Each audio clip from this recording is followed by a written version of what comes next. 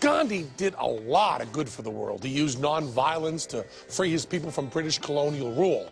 Gandhi was a good guy. Our problem with Mahatma Gandhi isn't the Gandhi part. That just means grosser.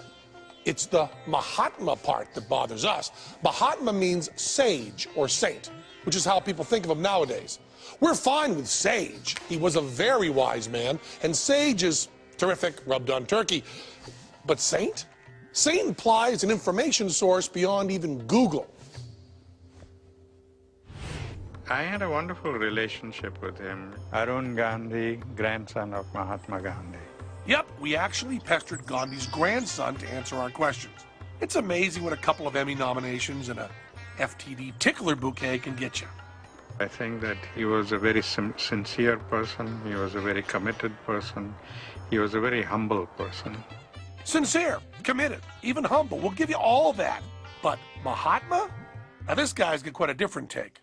Hey, wasn't he one of the bad guys in the second Indiana Jones movie? Colonel G.B. Singh, author of Gandhi Behind the Mask of Divinity. Guess not. Behind this image of Gandhi that we came to accept, there's a lot more going on.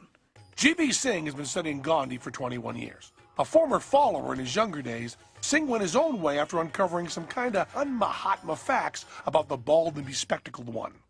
Singh focuses on Gandhi's early years in South Africa, where he wore this really bitchin' and fought against discrimination. Well, discrimination against Indians, not the native Africans. Gandhi's politics in South Africa was driven by race, particularly a racial hatred of black people, calling them kafirs, which is niggers, uncivilized, uneducated, animals.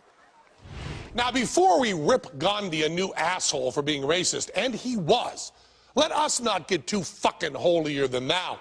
While Gandhi was bad-mouthing the African blacks, our U.S. Supreme Court was backing segregation, and the KKK were the heroes in the hit movie Birth of a Nation. So sure as fuck, we are not saying any of us Americans were holier than Gandhi. But listen to what Gandhi said about blacks in Africa. Now, tell her and I don't even want to be on camera during this. Tell her, get our little Gandhi puppet. The Kafir's sole ambition is to collect a certain number of cattle to buy a wife with, and then pass his life in indolence and nakedness. They are loafers, a species of humanity almost unknown among the idiots.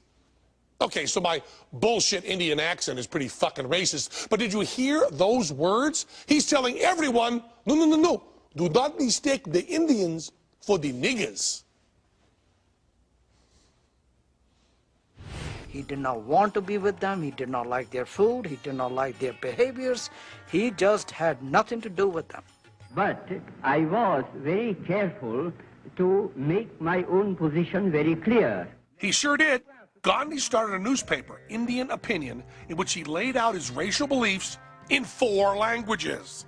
Gandhi had written at least 16 columns in that newspaper, inciting the Indians to go after blacks. I don't agree that grandfather was a racist. You know, he was living in a different era, in different circumstances than we are living now. That's true. He was living in a time when racism was the norm, so Gandhi was normal, and pretty clearly not a saint. If you happen to go to volume 8 and 9 of collected works of Mahatma Gandhi, you can read Gandhi's own writings about those racial hatred of black people. Gandhi never claimed to be a saint.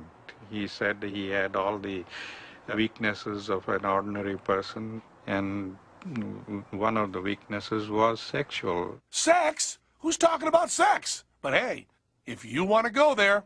Gandhi is sleeping naked with young girls. Wait a minute. He's sleeping naked with the girls, and the girls are naked too? He's sleeping naked with the girls, and the girls are naked too. Cool. Grandfather did indulge in this experiment to find out whether he had been able to conquer his sexual, weaknesses. What he's doing is preserving his semen. And according to the yoga doctrine, that gives him a spiritual power. Sure, in one nasty-ass case of blue balls. But hold on. There's more shit on Gandhi. Literally.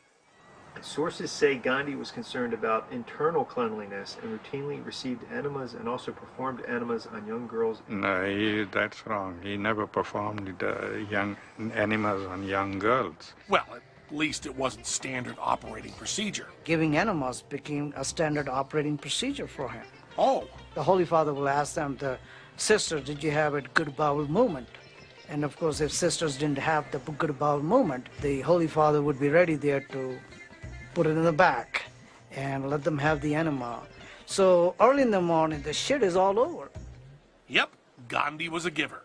I believe in constructive criticism, but raking up this kind of negativity there, it doesn't really make much sense to me. Man, we're lucky he's into that nonviolence thing.